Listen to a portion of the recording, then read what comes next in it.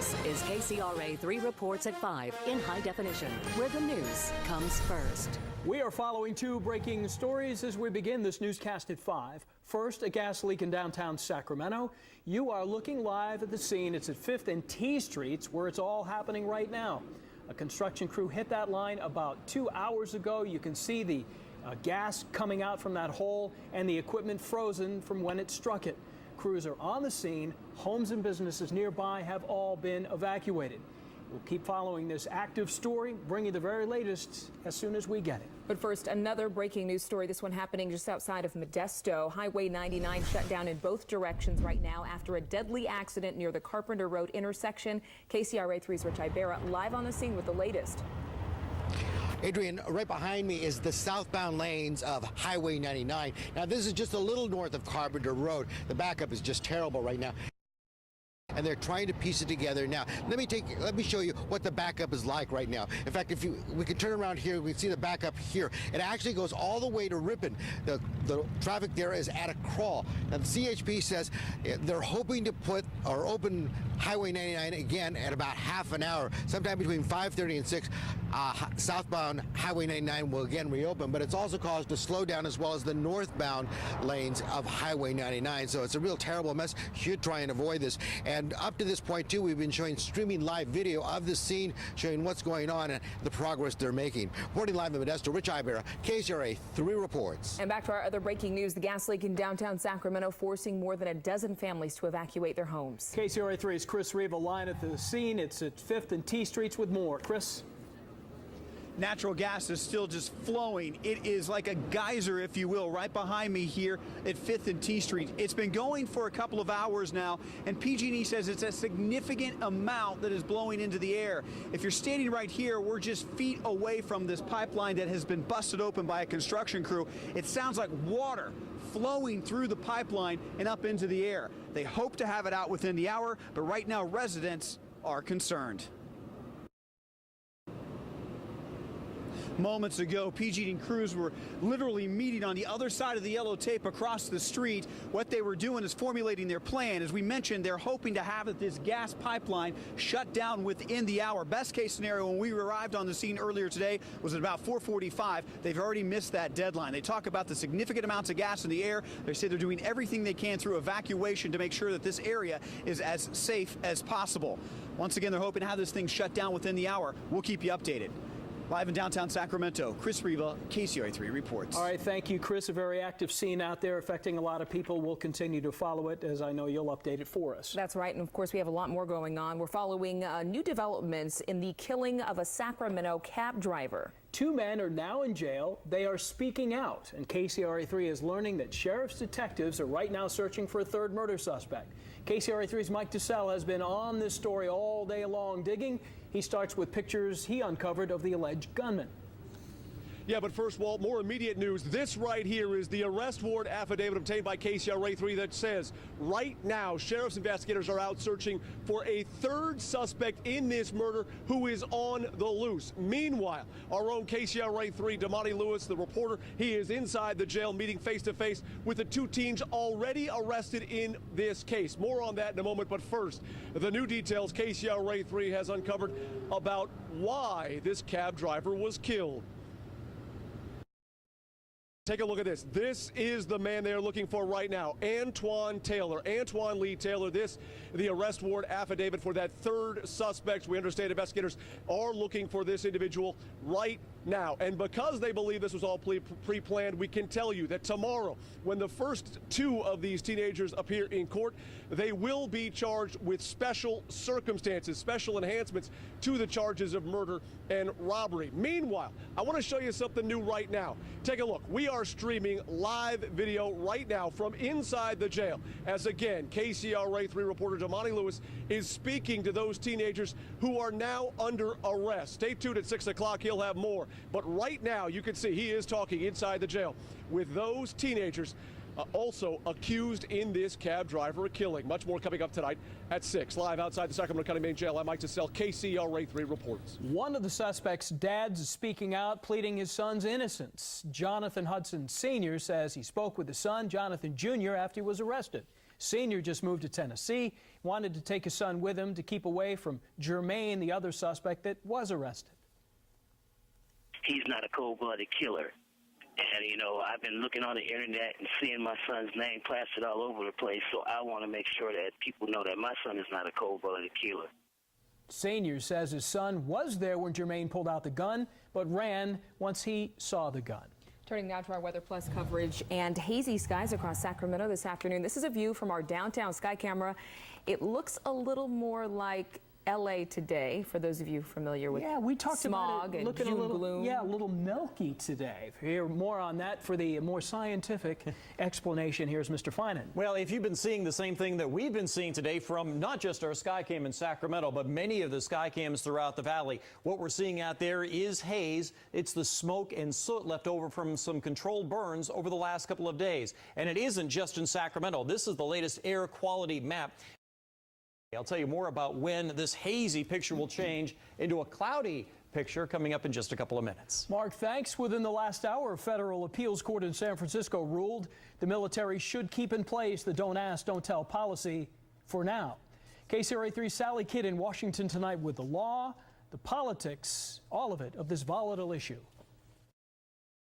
It's one of America's most popular guns, but now it's being blamed for killing owners. Tonight on NBC Nightly News, what a 10-month investigation into the safety of the Remington 700 found. And coming up tonight at 6, a KCRA 3 exclusive, accusations that supporters for one candidate in the race for sheriff are tampering with campaign signs. But first, here at 5, after nearly 2 decades, why does Clarence Thomas's wife want an apology from Anita Hill? You're watching KCRA 3 reports at 5 in high definition, where the news comes first. With Walt Gray, Edie Lambert, Chief Meteorologist Mark Finan with your KCRA 3 Weather Plus forecast, and Livecopter 3 HD. This is KCRA 3 reports at 5 in high definition. Covering the nation, the president is on the West Coast tonight. He left Washington this afternoon for a 4-day campaign swing that includes a stop in the Bay Area tomorrow. Here now, a live look at the scene in Portland at the airport. The president is scheduled to arrive shortly. We're monitoring it for you, and he is going to be speaking shortly as well. After tonight's campaign rally, the president heads north to Seattle. Well, 19 years after Professor Anita Hill made allegations of sexual harassment against then Supreme Court nominee Clarence Thomas, their dispute is back in the headlines today. At issue, a phone message left on her office voicemail last weekend by the wife of Justice Thomas. In it, Jenny Thomas says, quote, "I would love you to consider an apology sometime and some full explanation of why you did what you did with my husband. So give it some thought and certainly pray about this and come to understand why you did what you did." I am on my way to teach my class, and I don't have any comment. And that was Anita Hill this morning, refusing to comment to reporters, but earlier she spoke to university police, reporting the call as potentially harassing.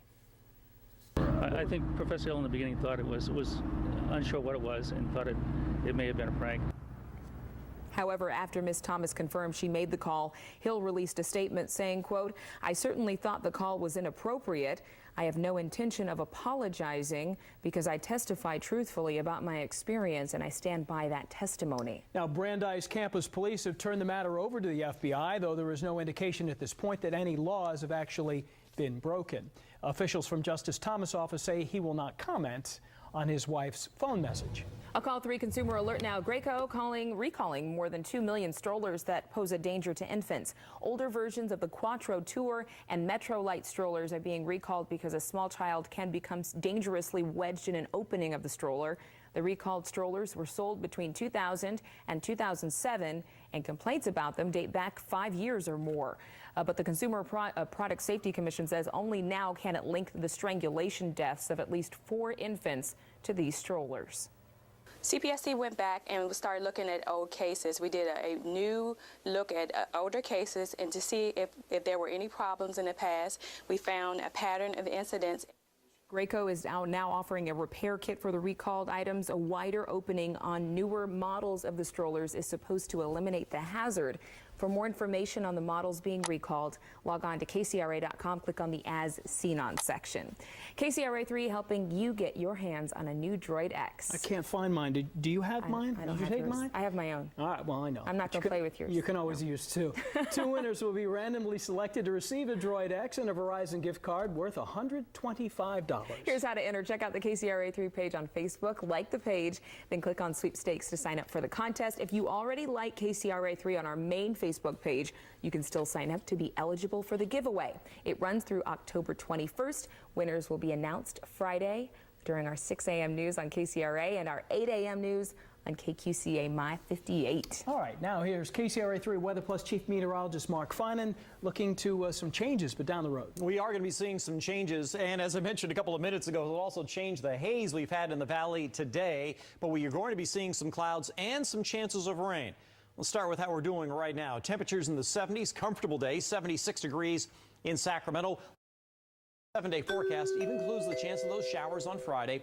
Some hit and miss showers on Saturday, Sunday, highs in the mid-60s. Again, not an all-day rain either day, but some hit and miss showers that may even last into early Monday. Beyond that, look for cool weather to continue into much of next week, with daytime highs staying in the 60s.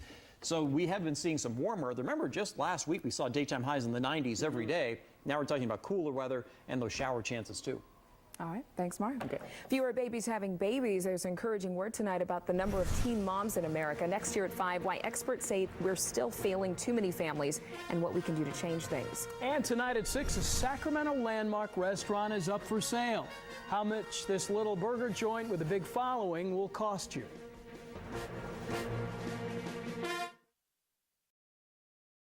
New numbers are out on teenagers having babies in the U.S. A new report shows birth rates are on the decline for teens. However, more than 400,000 babies are born each year to teen moms, a number experts say is still too high.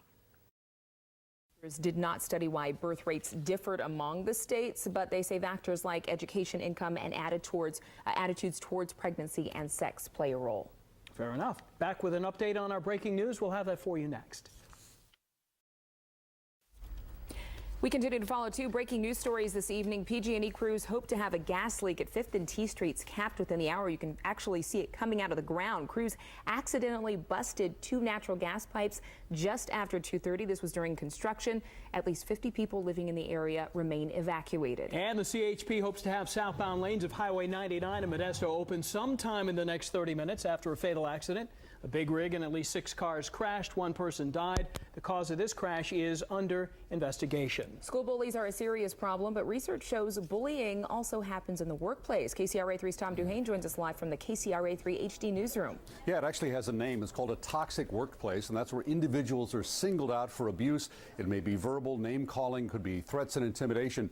One expert says it is so widespread he's formed an anti-bullying institute. You're going to hear him talking about this problem tonight and what can be done coming up at 6. All right, thank you, my friend. Remember, the news is always on KCRA.com 24 hours a day. But first, NBC Nightly News from New York. More on that He Said, She Said with Clarence Thomas and Anita Hill. Brian Williams will be covering that. And Gulston and Adrian will be right back here with more local news and weather at 6 o'clock. Have a good night.